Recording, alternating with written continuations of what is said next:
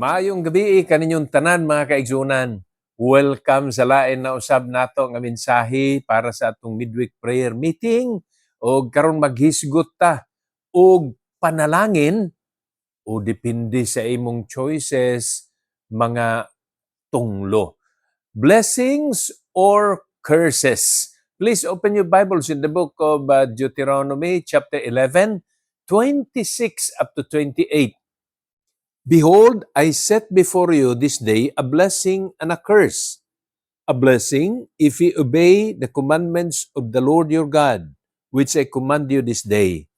And a curse, if ye will not obey the commandments of the Lord your God, but turn aside out of the way which I command you this day, to go after other gods which ye have not known. Ang Dios, magapanalangin kanatong tanan mga kaigsuunan sa pagbasa sa iyang mahinungdanong pulong. Nagsugod na sa Deuteronomy chapter 11, 26, 27, 28. Apan na ato sa paghisgutan unya ang namutang diha sa verse 29 nga nagsulti mahitungod sa duha ka klaseng bungtod. There are twin peaks in the center of the promised land naabanda ni sa West Bank ug mo ning ginatawag nga Mount Gerizim, maingon man ang Mount Ebal. O dinhi niining duha mga kaigsunan, kuhaan nato ni og mahinungdanong mga leksyon, di lang ang simbolo niini apan ang iyang ipasabot para kanatong tanan alang sa usa ka espirituhanong pagtulunan. Okay, sabton nato kini pag-ayo mga kaigsunan. Ang Dios human sa ato nga pagtuon sa milabayng duha ka Miyerkules mahitungod sa pagpanudlo sa gratitude o kanang pagkamapasalamaton, nagatudlo na usab kung unsa ang angay nga mga pagahimuon. Options kini o mahitungod ni sa pagtuman o kaha dili pagtuman. It is about obedience or disobedience. O mismo ang pagtuman nagaingon ang balaang kasulatan, magdaog panalangin, apan ang dili pagtuman magadala kini og mga tunglo sa panalangin. Atong iklaro mga kaigsuunan nga dili niingon nga pag may tunglo ang Dios sa magtutuo, di niingon ni adto og impyerno. Di na makuha ang pagka-Kristohanon sa usa ka magtutuo. Apan ang mga Israelinon o ang mga Kristohanon, nasayod ta nga pwedeng pugngan, dumilian, di mag-aabot ang mga panalangin.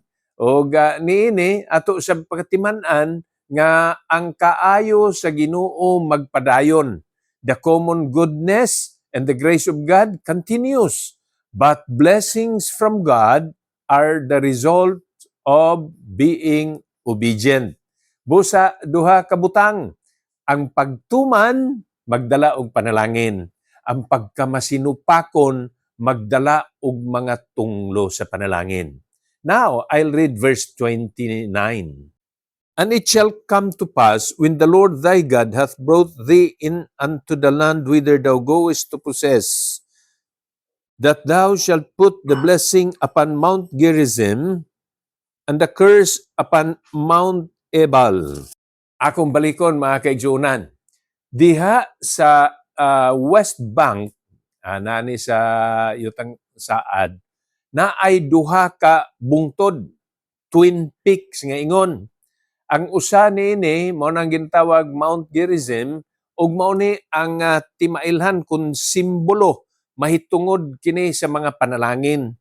Unya diha usab sa pikas nga bungtod, twin peaks man duha man naa sa south ang Mount Gerizim, unya naa sa north nga side ang Mount Ebal. Ang Mount Ebal ang iya usab nga simbolo dinhi ang mga tunglo, mga kalisdanan. Sa tinuod manggod ang Mount Gerizim usa ni ka vegetated kun may mga nagatubo nga mga tanom, mga kahoy.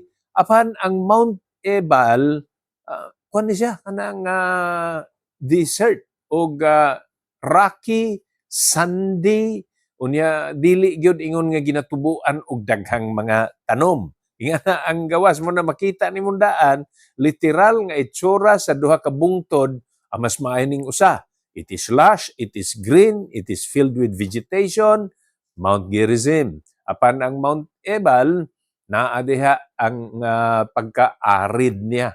Uga o niya batuon. Ingon na ang sitwasyon. Kining maong duha ka bungtod sa gihapon musulti may tungod sa espirituhanon nato nga pagkinabuhi. Ang uban fertile kaayo, ni ginapanlanginan, ang uban sad ginapugngan ang mga panalangin. Karon ibalik nako unsaon nato ni pag-apply, ibalik nako sa mga verses para makita nato kay naman tay duha ka pilianan. Kung gusto tag panalangin, mao ni ang obedience. Apan kung ang tao mas sinupakon, disobedience. Let us now read verse 18. Therefore shall ye lay up these my words in your heart and in your soul, and bind them for a sign upon your hand, that they may be a frontlet between your eyes. Maunay mga kaigsuunan ang kondisyon sa Ginoo nga ang iyang mga pulong, kaning iyang mga pahimangno, kaning Deuteronomy manggod kung ato ning sutaon ay pasabot niini ikaduhang pagsulti sa mga kabalauranan sa Dios. Busa kining iyang mga kabalauranan, tanan-tanan may mong words, commandments, statutes, kining tanan. Kung sundon nimo kini, o kung imo ni nga igabutang sa imong kaugalingon as parents, mo na ang una, diha magsugod ang panalangin. Wa nagtapos diha.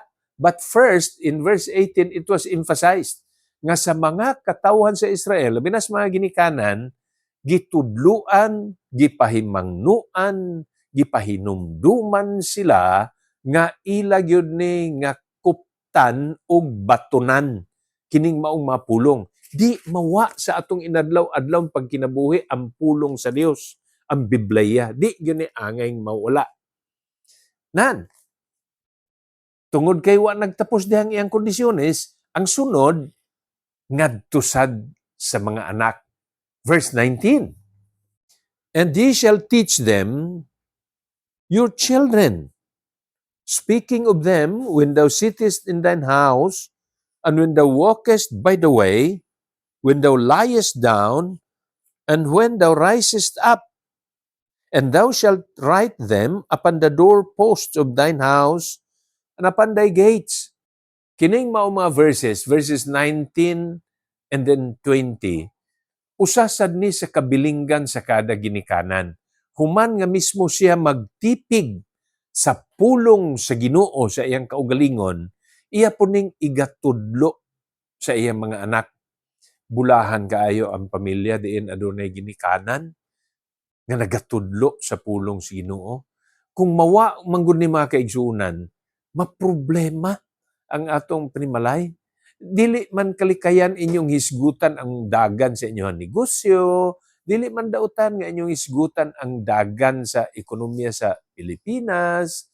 Apan ang pulong sa Ginoo usa ka topiko nga dili angay mawala sa panimalay ug diha na musulod ang atong family devotions. Mga brothers, ingana gyud atong dako nga papel. Take time that you will have the family devotion because it is a precious time that you will be able to teach the members of your family to follow God's commandments. Nindot ka ini ug mao ni ang matabo kay ang pamilya nato bugkuson kini sa pulong sa Ginoo unya ang pakigdait makita gyud nato presente gyud as panimalay nga dunay ingon ana nga panagtigom.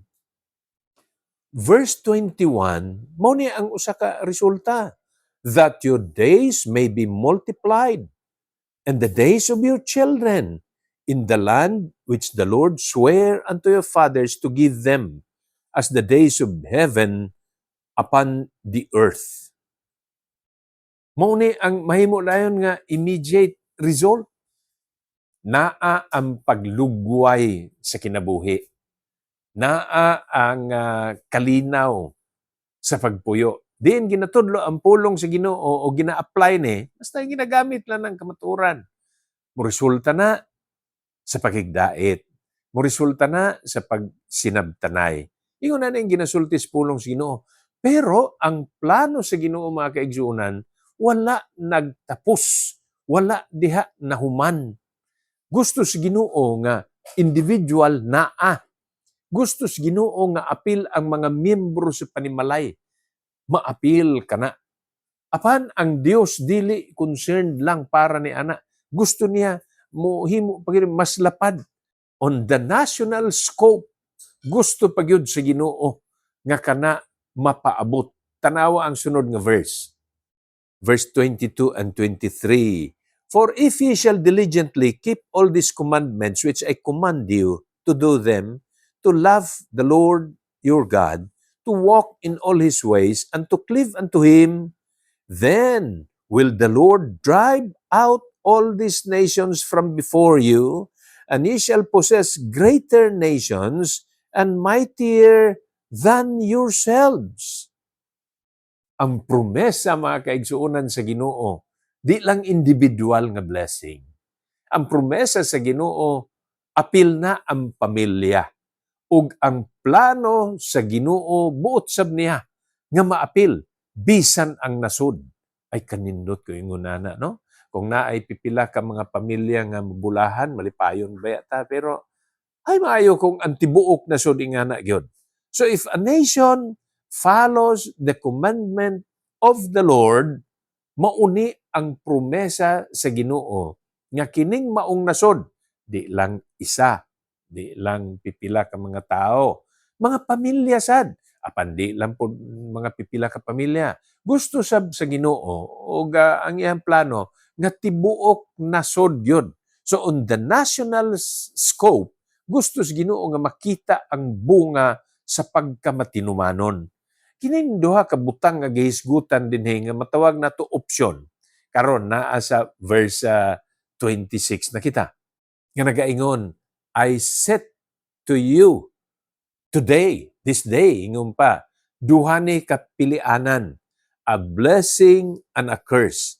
Giklaro gyud kana sa verse 27 ug verse 28. Blessing kung magmatinumanon. Curse kung pananglitan dili magtuman. Ang ginasulti dinhi nga blessings when you obey my words. Ang ginasulti dinhi di lang ni tipigan pero tumanon og himuon. Follow and do the commandments of the Lord. Kay kana manggod sugo ug angay nato ng timan-an og sundon. Himuon gyud. Yan na ang sabot. Kanang ginaingon diri karon sa verse 28 nga, and a curse if ye will not obey the commandments of the Lord your God, but turn aside out of the way which I command you this day, to go to other gods.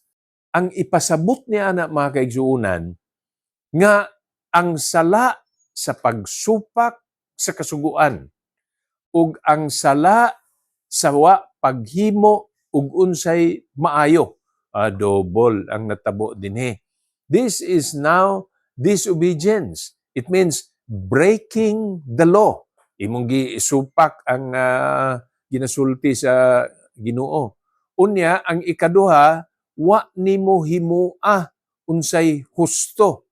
So sin of commission and sin of omission. Pananglitan kinahanglan man gyud mo nang nagapahinumdum gyud ko nga naapod tay daily personal devotion. Basaha ang pulong sa Ginoo, dili ni padugayay og patas anay mga kaigsuonan. Pwede kang makasugod 1 or 2 verses sugod sa book of Proverbs.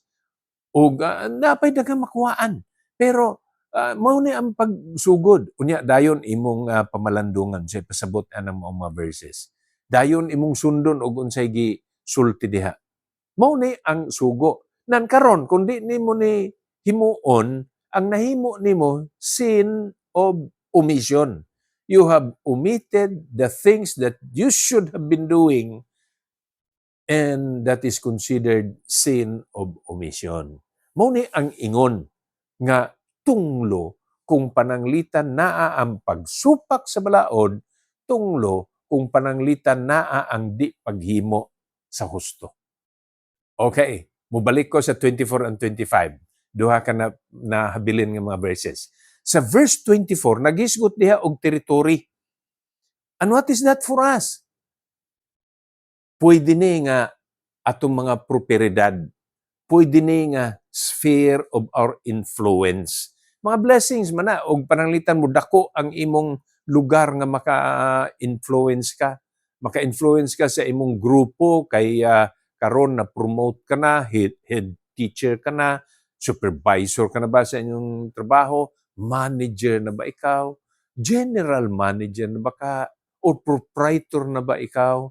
Your influence will now be on other people. Ug kana na Appeals 24. Akong basahon. Every place whereon the soles of your feet shall tread shall be yours. From the wilderness and Lebanon, from the river Euphrates, even unto the uttermost sea shall your coast be. Just imagine. Ingon ini ang gipromesa sa Ginoo. Kaning gihatag sa United Nations niadtong 1948 nga Israel, dili pagyud ni mao ang gidak-on sa gipromesa sa Ginoo. Nalakip pa na dinhi ang suba nga Euphrates. Na anak kana, mulampas na siya sa Jordan. Paingon na kana didto sa modern day Iraq. Ingon na ang promesa sa Ginoo. Nalakip na ang kabahin sa Lebanon. Ingana ang promesa sa Ginoo. So there is possession in the blessing that are mentioned, properties. Pwede na ihatag sa Ginoo. Mao na kaning gihatag sa Ginoo sa ato ron, ampingan ug dumalaan nato sa usto. Kay kung makaplagan tang matinumanon niining ginagmay nato, dugangan pagid na sa Ginoo. Now, the last verse 25. There shall no man be able to stand before you. For the Lord your God shall lay the fear of you and the dread of you upon all the land that ye shall tread upon, as he hath said unto you. Victorious, triumphant, ingon ini. Wala nagpasabot nga di na sila mag-agi og mga kabukiran, mga disyerto. Ingana yun ang kinabuhi. Apan didtos unahan, mo ni ang saad, ang pagsakop, ang pagkamadinaugon, ang pagkamananaog, naa sa unahan, gipromesa na sa Ginoo. So choose you this day. Ang pilianan nato dinhi, kung gusto og blessing, obedience. Apan ang pagsupak, ang bunga niini, tunglog yun sa panalangin. Ako manghinaot nga ang atong pilianan diha bisan og hago, kapoy, sakripisyo kay kauban man gihapon nato ang presensya sa Dios bala ang espiritu, himuon nato ang part sa obedience. Dili ta nga bahin obedience. Dili ta dinhi sa pagsupak, dili ta dinhi sa pagbiya, apan naatas pagtuman. Og ako magaampo nga kitang tanan sa pagtuman sa kabubuton sa Ginoo, makatagamtam nini ang gipromesa. Blessings for the obedient ones. Ang Dios magapanalangin kanaton tanan, to God be the glory and shalom.